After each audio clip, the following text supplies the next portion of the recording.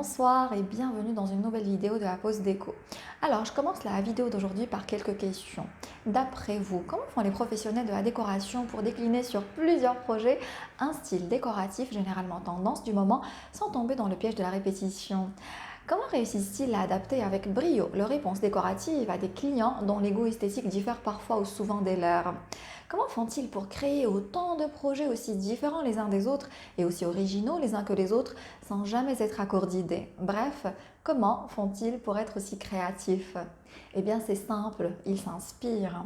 Pour dynamiser leur créativité à chaque nouvelle demande, les professionnels de la décoration n'hésitent pas à s'inspirer, surtout au tout début du projet. Et je vous conseille vivement de faire de même si vous avez dans l'idée de refaire votre déco. Pourquoi? Parce que sans inspiration, les idées imaginées dans votre esprit seront nourries de souvenirs flous qui concernent des choses vues souvent plusieurs fois ailleurs et par conséquent peu innovantes. D'où l'importance de l'inspiration, surtout au tout début du projet.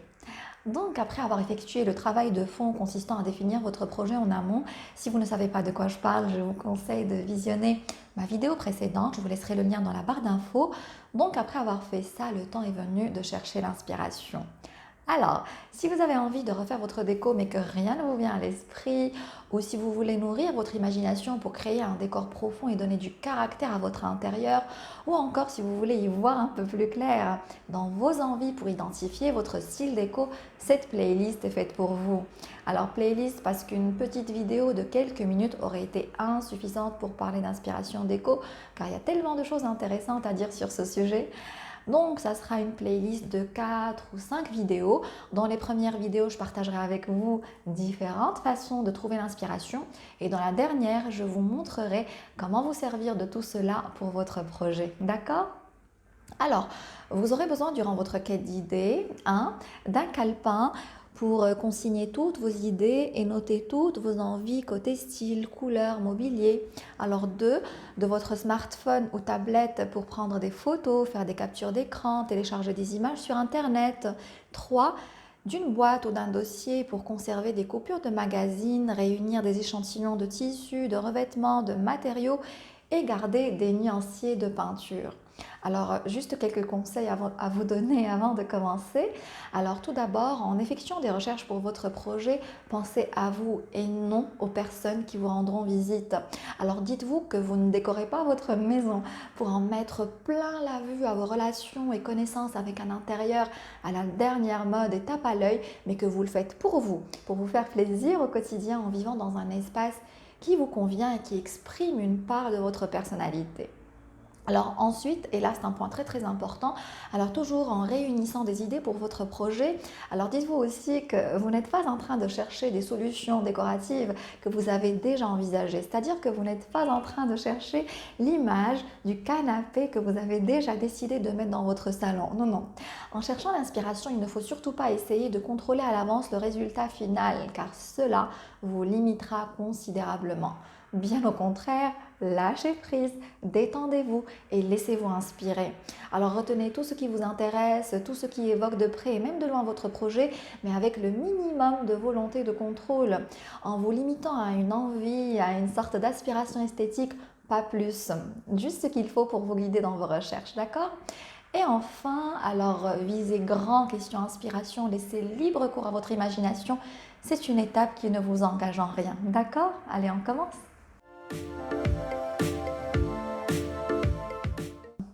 Alors voyager et sortir pour trouver l'inspiration, alors d'une façon générale et indépendamment de notre sujet, voyager permet de découvrir de nouveaux endroits, de nouvelles cultures, de rencontrer de nouvelles personnes, d'élargir ses horizons. Alors je sais que ce n'est pas à la portée de tout le monde, mais si l'occasion ou les moyens vous le permettent, partez, oui, partez. Il n'y a rien de mieux qu'un séjour en dehors de sa routine pour trouver l'inspiration. Alors si vous ne voyagez pas, sortez.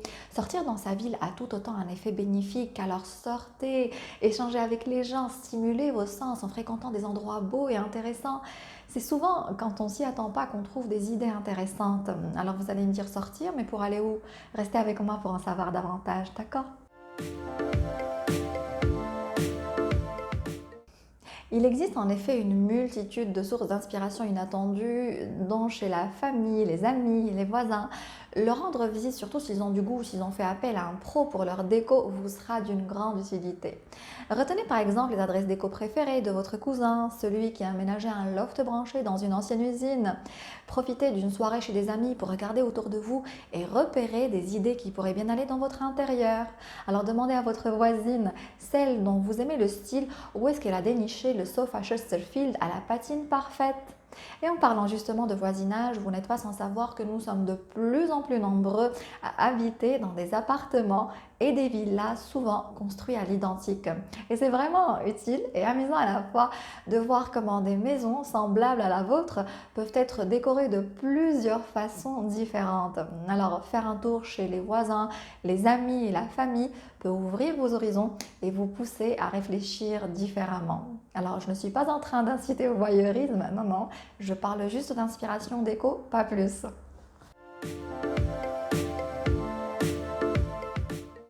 Café et restaurant branchés, alors je pourrais faire toute une vidéo rien que sur les idées déco ultra originales à piquer aux cafés et restaurants branchés car ces derniers en regorgent. Les cafés et les restaurants accordent de plus en plus d'importance à leur décoration. L'accent n'est plus seulement mis sur la qualité du service, mais également sur l'atmosphère de ces lieux, une atmosphère souvent remarquable car derrière chacun de ces établissements se cache un grand nom de la décoration. Alors concurrence oblige, les propriétaires ne lésinent plus sur les moyens pour émerveiller leurs clients et les accueillir avec style. Alors pourquoi ne pas aller déguster un bon brunch ou dîner avec des amis dans l'un de ces endroits aussi beaux que bons pour piquer des idées qui pourraient bien aller chez vous?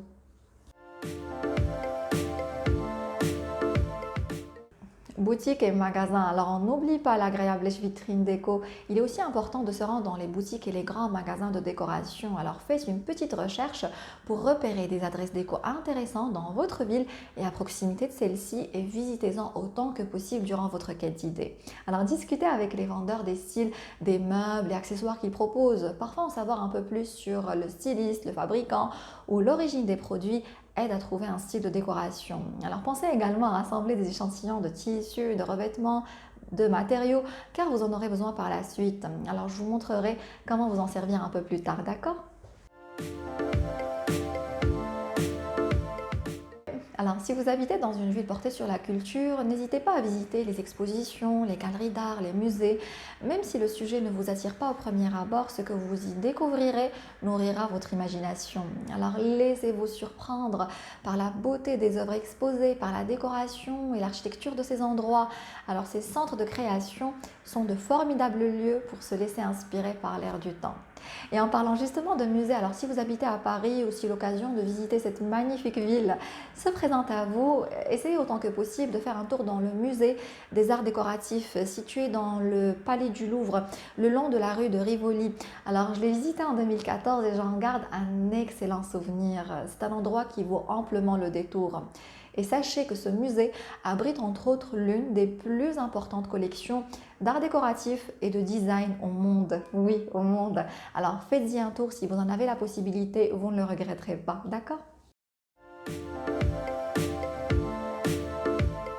Et enfin, les foires et salons. Alors, des centaines de foires et salons consacrés à l'habitat et aux meubles sont organisés tout au long de l'année aux quatre coins du globe. Alors, très populaires, ces événements attirent chaque année des milliers de visiteurs curieux de découvrir les dernières nouveautés de ce secteur.